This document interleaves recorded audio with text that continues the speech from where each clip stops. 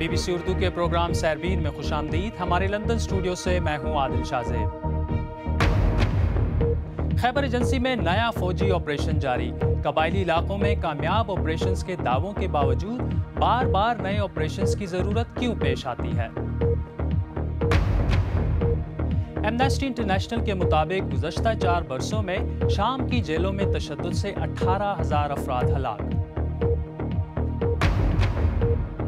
اور اولمپکس کا شہر ریو ڈی جنیرو بھی آپ کو دکھائیں گے ایک شامی پناہ گزین کی نظر سے۔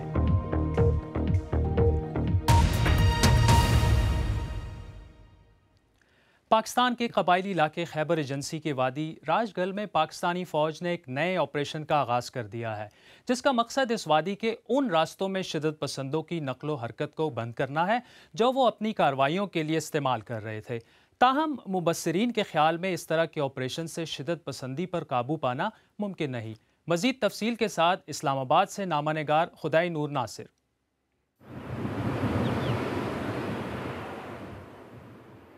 خیبر کے سنگلاخ پہاڑی سلسلے، جہاں گزشتہ 15 سال سے کئی ناموں پر بارود کا بے دریغ استعمال ہوا ہے، اب ایک بار پھر خیبر ایجنسی کے وادی راج گل میں اس لیے آپریشن کا آغاز کیا گیا تاکہ پاکستانی فوج کے مطابق وادی کے بلند و بالا پہاڑی علاقوں اور ہر موسم میں استعمال ہونے والے دروں میں شدت پسندوں کی نقل و حرکت کو محدود کیا جائے۔ تاہم راج گل میں کارروائی سے پہلے ہی کئی ہزار گرانے آپریشنز اور شدت پسندی کی وجہ سے نقل مکانی پر مجبور ہوئے ہیں۔ وہ جو آیا ہے نا صرف ایک کپڑے لباس کے ساتھ اور ایک ٹوپی کے ساتھ اور چپل کے ساتھ ویسے آیا ہے، کچھ سامان ادھر سارا ادھر ہم نے رہ گیا ہے۔ اس سے پہلے بھی پاکستانی فوج نے قبائلی علاقوں خصوصاً خیبر ایجنسی میں نہ صرف آپریشنز کیے ہیں بلکہ کئی مرتبہ ان آپریشنز کی کامیابی کا بھی اعلان کیا جا چکا ہے۔ پاکستانی فوج کی یہ کامیابیاں ایک طرف، لیکن کیا ان کارروائیوں سے شدت پسندی پر قابو پایا جا سکتا ہے؟ ان آپریشن سے یہ مسئلہ قابو میں آنے والا نہیں ہے، یہ ایک سوچ ہے۔ اس کے قابو کرنے کے لیے، اس کو کاؤنٹر کرنے کے لیے اس کا کاؤنٹر نیریٹو دینا پڑے گا، اور کاؤنٹر نیریٹو ابھی تک مجھے یہاں سے نظر نہیں آتا۔ خیبر ایجنسی میں یہ آپریشنز اس لیے بھی کرائے جا رہے ہیں تاکہ پاکستان کے بڑے شہروں کو دہشت گردی کے واقعات سے محفوظ کیا جا سکے، لیکن کوئٹہ کے حالیہ حملے نے یہ واضح کر دیا ہے کہ اس قسم کے حملوں کا امکان اب بھی موجود ہے۔ خدائی نور ناصر، BBC اسلام آباد۔ قبائلی علاقوں میں میڈیا کو اپنے طور پر جانے کی اجازت نہیں، جس کی بنا پر وہاں کے حالات کی تفصیلات فوجی دعووں اور بیانات پر مبنی خبروں تک ہی محدود ہیں۔ ایسی خبروں سے جمع کیے گئے اعداد و شمار کے مطابق قبائلی علاقوں میں شدت پسندی کے خلاف جنگ میں 2006 سے مارچ 2015 تک 4,375 عام شہری مارے گئے ہیں۔ اسی مدت میں فوجی کارروائیوں میں 2,192 سیکیورٹی اہلکار بھی ہلاک ہوئے ہیں، اور انہی کارروائیوں کے دوران فوج کا یہ بھی دعویٰ ہے کہ اس نے 20,000 کے قریب شدت پسند ہلاک کیے ہیں۔ خیبر ایجنسی میں جاری کارروائی کوئی پہلی فوجی کارروائی نہیں۔ خیبر 1، 2 اور اب ضرب اسب کے خاتمے پر خیبر ایجنسی میں مکمل کامیابی کے دعوے کیے گئے تھے، تو پھر ایک نئے آپریشن کی ضرورت کیوں؟ یہ سوال نامہ نگار ہارون رشید نے حکمران مسلم لیگ کے سینیٹر اور ریٹائرڈ لیفٹیننٹ جنرل عبدالقیوم کے سامنے رکھا۔ دیکھیں، پرائمریلی ابھی جو کچھ ہو رہا ہے وہ کنسالیڈیشن ہو رہی ہے، پہلی بات تو یہ ہے۔ نمبر 2، یہ جو آپریشن ہوا ہے یہ چند پاسز ہیں جن کے اوپر درے جن کو ہم کہتے ہیں، ان کے اوپر ہے جہاں سے سمگلرز اور انفلٹریٹرز ان کو یوز کر رہے تھے اور ڈومینیٹ کرتے تھے۔ تو اس پہ یہ بہت بڑا آپریشن نہیں ہے، بریگیڈ سائز کا آپریشن ہے۔ تو یہ پچھلے آپریشنز میں پھر یہاں پر کچھ نہیں ہوا تھا جو اب ان کو کرنے کی ضرورت پڑ رہی ہے؟ جی دیکھیں، پچھلے آپریشنز میں تیرا ویلی کلیئر ہوئی ساری، جو ان کا بالکل ہب تھا، کوئی ادھر جا نہیں سکتا تھا، تو وہ سارا کلیئر ہو گیا۔ لیکن آپ کو پتہ ہے کہ ماؤنٹینس ایریا ہے، اور افغانستان کے ساتھ جو ہماری بارڈرنگ پروونسز ہیں وہاں انفارچونیٹلی کوئی لا نہیں ہے اور کوئی گورننس کا کوئی ادھر ریٹ نہیں ہے گورنمنٹ کی۔ تو یہ جو پاکتیا، پاکتکا وغیرہ، ننگرہار، کنڑ، نورستان، یہ جو کھوسٹ نیچے تک، یہ ہمارے لیے بڑی مصیبت ہے کہ وہ ایریاز جو ہیں وہاں کسی قسم کی گورنمنٹ کی ریٹ نہیں ہے، بندے اب ابڈکٹ ہو کے چلے جاتے ہیں، فضل اللہ جیسے لوگ وہاں چھپے ہوئے ہیں۔ لیکن جو انفراسٹرکچر بنانا تھا، جیسے کہ قبائلی علاقوں میں اصلاحات کرنی تھیں، بڑی امید تھی کہ شاید اس 14 اگست پہ وہ اعلان ہو جائے گا اصلاحات کا، یا وہاں پولیٹیکل ایڈمنسٹریشن کی جگہ کوئی نیا زیادہ جمہوری نظام لانا کوئی ہے حکومت کی ترجیح، تو وہ نظر نہیں آ رہا، صرف فوجی فوکس زیادہ ہے فوجی کارروائیوں پہ۔ یہ اوور نائٹ نہیں ہو سکتا کہ آپ صبح جاگیں اور اصلاحات کر دیں، ان کے اوپر ابھی فائنلائز ہو کے انشاءاللہ کہ ان کا سٹیٹس کیا ہو، ایڈمنسٹریٹو سٹرکچر کیا ہو، تو یہ ایک پروسیس ہے، فوٹر ریفارمز ہم کر کے جائیں گے اللہ کے کرم سے۔ اچھا، یہ جو آپریشن ہو رہے ہیں، ایسے بظاہر لگتا ہے میڈیا کی رسائی ان تک نہیں ہے، تو ایسے لگتا ہے کہ ایک نامعلوم قسم کا دشمن ہے فیس لیس، جس کے خلاف ہم مسلسل لڑ رہے ہیں اور ہمیں بھی نقصان ہو رہا ہے، ان کو بھی نقصان ہو رہا ہے۔ تو یہ میڈیا، آزادانہ میڈیا کو رسائی کب تک ممکن ہو پائے گی ان علاقوں میں؟ پوری جہاں نارتھ وزیرستان جب کلیئر کر رہے ہیں تو اندر تو نہیں جا سکتے، جب کیا تو ساروں کو سب کچھ دکھایا۔ نہیں، لیکن میں آزادانہ کہ میں اگر ایز اے صحافی وہاں جانا چاہتا ہوں تو جا کے خود اپنی آنکھوں سے دیکھوں کہ ہاں حالات بدل رہے ہیں۔ وہ دیٹ آپ کی سیفٹی سیکیورٹی کا بھی ایلیمنٹ آتا ہے۔ اس کا مطلب ہے کہ پھر وہاں سیفٹی ابھی نہیں آئی، آپ سمجھتے ہیں؟ ان علاقوں میں جہاں آپریشن ہو رہا ہے، جہاں تو آپ جا سکتے ہیں وہ تو آپ ایک ترتیب کے ساتھ ہی جا سکتے ہیں ان ایریاز میں جہاں آپ کی جان بھی ہمیں عزیز ہے۔ ہم سمجھتے ہیں کہ کوئی ایسی جگہ نہ جائیں جہاں سے مائن کلیئر نہیں ہوئی، فار ایگزامپل۔ فوج وہاں پر کچھ ترقیاتی کام بھی کر رہی ہے، لیکن کچھ لوگوں کا کہنا ہے کہ وہ تو آٹے میں نمک کے برابر ہے۔ تو حکومت نے کوئی ایسا منصوبہ بنایا ہے کہ وہاں پر جو ہی حالات بہتر ہوں اور ایڈمنسٹریشن آئے، اصلاحات ہوں، سول ایڈمنسٹریشن آئے، تو ایک جائیگینٹک پروگرام ہو وہاں پر ترقی کا، اس طرح کا کوئی بھی منصوبہ بن رہا ہے؟ جب یہ ایک کنسالیڈیٹ ہو کے سول ایڈمنسٹریشن کے پاس آ جائے گی تو جو منصوبے بنے ہوئے ہیں ان کو امپلیمنٹ کیا جائے گا، and I am sure governor جو کہ انچارج اس ایریے کا، ان کے پاس پورا ڈیولپمنٹ کا پلان ہوگا۔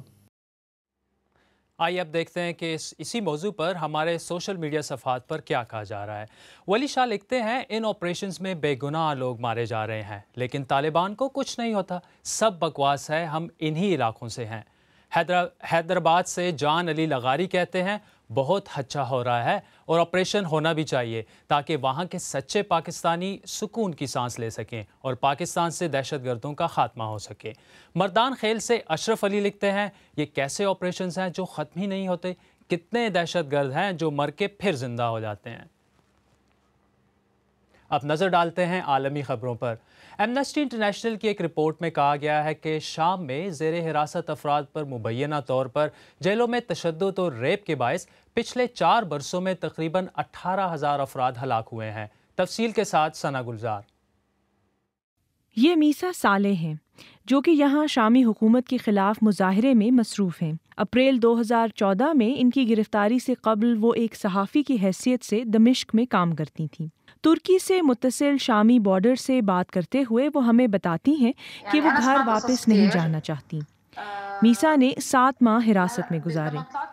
کیا آپ پر تشدد کیا گیا یا آپ نے کسی پر تشدد ہوتے ہوئے دیکھا؟ جیل کے گارڈز عورتوں کے کپڑے اترواتے تھے اور انہیں کہتے تھے کہ اگر وہ ان کے ساتھ جنسی روابط نہیں رکھیں گی تو انہیں ان کے بچوں اور خاندان سے نہیں ملنے دیا جائے گا۔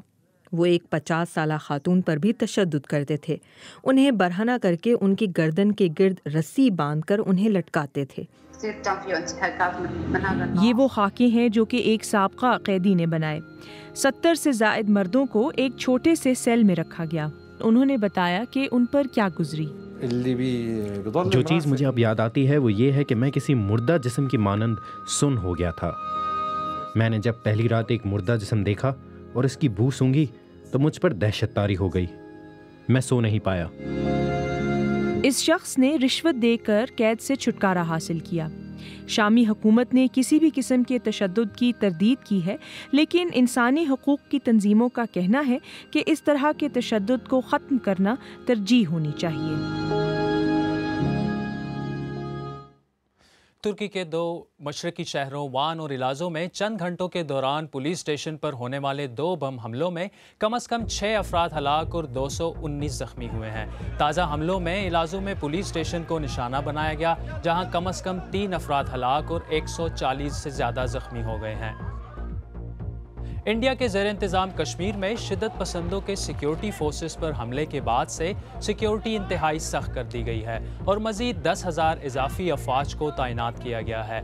बुध की शब फौज की हिरासत से एक शख्स की हलाकत के बाद वादी में हालात मज़ीद कशीदा हो गए हैं। इंसानी हकूक़ की एक तंजीम ने खबरदार किया है कि बरतानिया में नस्ली अक़लियतों को अब भी तालीम और सेहत समेत कई शुबों में सख्त इम्तियाजी सलूक का सामना है। तंजीम का कहना है कि स्याह फार्म ग्रेजुएट्स को कम उजरत मिलती है, जबकि नस्ली अक़लियतों से ताल्लुक़ रखने वाले अफराद बड़ी तादाद में बेरोज़गार हैं। BBC उर्दू के प्रोग्राम सैरबीन में आगे चलकर देखिएगा कैसे गुज़श्ता चंद माह में इस्लाम के खिलाफ नफरत आमेज़ तबसरे बढ़े हैं, और आपको शामी खाना जंगी से भागने वाले आदिल बकूर से भी मिलाएंगे जो ब्राज़ील में नई जिंदगी बना रहे हैं। BBC उर्दू के प्रोग्राम सैरबीन में एक बार फिर खुशामदीद। गुज़श्ता कुछ अरसे से सोशल मीडिया पर इस्लाम के खिलाफ नफरत अमेज़ तबसरों में इजाफा देखा गया है। जुलाई से अब तक जुलाई बदतरीन महीना था और फ्रांस के शहर नीस में होने वाले हमलों और एक पादरी के कत्ल के बाद गुज़श्ता माह हर रोज़ तकरीबन 7,000 इस्लाम दुश्मन ट्वीट्स की गई थी। कैटरीन नाइक की रिपोर्ट पेश कर रही हैं कंदील शाम। रकिया हारिस ईस्ट लंदन से ताल्लुक़ रखने वाली एक तालिब इल्म है। ये ट्विटर का बहुत इस्तेमाल करती हैं, जहाँ इन्हें बुरा भला कहा जाता है। यहाँ लिखा हुआ है, आपके जाने का वक्त आ गया है, पैक करें और जाएं। आप यहाँ सही तरह से इंटीग्रेट नहीं कर सके, आपसे हमारे तर्ज ज़िंदगी को खतरा है। नीस हमले जैसे वाक़यात के बाद क्या ऐसे पैगामात में इजाफा होता है? जी हाँ, बिल्कुल, हमेशा ऐसा होता है। किसी तरह इस्लाम की तौहीन करना या मेरी बेइज्जती करना या मेरे हिजाब की, यहाँ तक कि अगर मैं किसी गैर मुताल्लिक़ा चीज़ के बारे में बात कर रही हूँ तब भी मुझे ऐसा सुनने को मिलता है। थिंक टैंक डेमोस गुज़िश्ता 5 माह से इस्लाम मुखालिफ ट्वीट्स की तहकीक कर रहा है। We've been seeing 5,000 tweets. हमें हर रोज़ दुनिया भर से अंग्रेजी ज़ुबान में लिखी जाने वाली 5,000 ट्वीट्स नजर आती हैं, जो कि इस्लाम मुखालिफ, एहानत आमेज़ और नफरत पर मबनी है, और इनमें हर माह इजाफा होता है। जुलाई अब तक का सबसे बदतरीन महीना है, जिसमें हर रोज़ तकरीबन 7,000 इस्लाम दुश्मन ट्वीट्स देखने को मिली हैं। जब मैं रकिया का इंटरव्यू कर रही थी तो हमारे पीछे खड़े एक शख्स ने बीच में दखल दिया। मैंने उनसे दरख्वास्त की कि ऊंचा ना बोलें। उन्होंने जवाब दिया कि उन्हें इजहार की आज़ादी हासिल है और ये कि यहाँ शरई कानून नहीं है। इजहारी राय तो है, लेकिन आप यहाँ इसलिए बैठे हैं क्योंकि आपके पास कुछ कहने को है। आप मुझसे शरई कानून के बारे में बात करना चाहें तो हम बात कर सकते हैं। आपने जो कहा उसकी वजह तो आपके पास होगी। हमें कहा गया है कि हम सियासी तौर पर दुरुस्त बात कहें, लेकिन हम नहीं करना चाहते। डेमोस की तहकीक से पता चलता है कि जब दहशतगर्द हमले होते हैं तो इस्लाम दुश्मन ट्वीट्स में इजाफा होता है। नीस में होने वाले हमले के दौरान हर रोज 20,000 ऐसी ट्वीट्स हो रही थीं। तो यहाँ हर सुर्ख नुक्ता बरतानिया से आने वाली इस्लाम मुखालिफ ट्वीट की निशानदेही करता है। ये नीस हमले का रद्द अमल था। गुस्से और नफरत से भरे और इस्लाम के खिलाफ ये सब नीस हमले के फौरन बाद हो रहा था। फिल्म साज दिया खान को भी ट्विटर पर इस्लाम दुश्मन नफरत का सामना करना पड़ा है, लेकिन वो कहती हैं कि जिन जज्बात का इजहार ऑनलाइन किया जा रहा है उनको सुनने की जरूरत है। मुझे नस्ल परस्त नहीं पसंद, ना सिनफी इम्तियाज रखने वाले और ना ही कई दीगर लोग पसंद हैं, लेकिन उन्हें खामोश करने से मामला हल नहीं होगा। ये एहसासात खत्म नहीं होंगे। हकीकत ये है कि हमें मिलकर ये समझना होगा कि बरतानवी होने का मतलब क्या है। कैसे एक ऐसा मुआशरा तामीर किया जाए जिसमें सब शामिल हों, जहां मुझ जैसे और आप जैसे सब शामिल हों। आइए अपनी वेबसाइट bbcurdu.com पर भी एक नज़र डालें कि कौन सी खबरें मकबूल हैं। आयरलैंड के खिलाफ आज होने वाले एक रोज़ा क्रिकेट मैच की अपडेट सबसे ज़्यादा पढ़ी जा रही हैं, जबकि शाम के शहर हलब में एक तबाहशुदा इमारत से एक ज़ख्मी बच्चे की तस्वीर पर गम व गुस्से के इजहार की खबर भी आप बहुत पढ़ रहे हैं। आइए अब ब्राज़ील में जारी ओलंपिक खेलों के हवाले से रियो डी जनेरो का भी जिक्र करते हैं। रियो का तस्करा आपको एक ऐसे फ़र्द से सुनवाते हैं जो खुद किसी और मुल्क और शहर में पैदा हुआ। आदिल बकूर शामी पनाह गुज़ीन है। रियो अब गुज़श्ता 4 बरस से इनका घर है। वो शाम की खाना जंगी से जान बचाकर एक नई ज़िंदगी के तलाश में रियो आए थे। बाकी कहानी खुद आदिल बकूर से सुनिए, जिसको सदा दी है काशिफ कमर और गुज़नफर हैदर ने। शाम से आए हुए आदिल बकूर अब रियो में अपनी ज़िंदगी बनाना चाह रहे हैं। ब्राज़ील में ऐसे 40 लाख लोग रहते हैं जो पिछली सदी में शाम से यहाँ आए थे।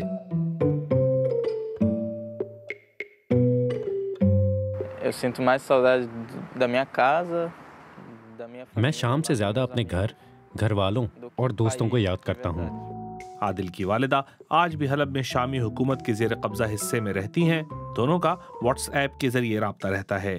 عادل اپنے والد اور اپنے چھوٹے بھائی کے ساتھ برازیل آئے تھے۔ حلب میں یہ خاندان ایک سپر مارکیٹ کا مالک تھا۔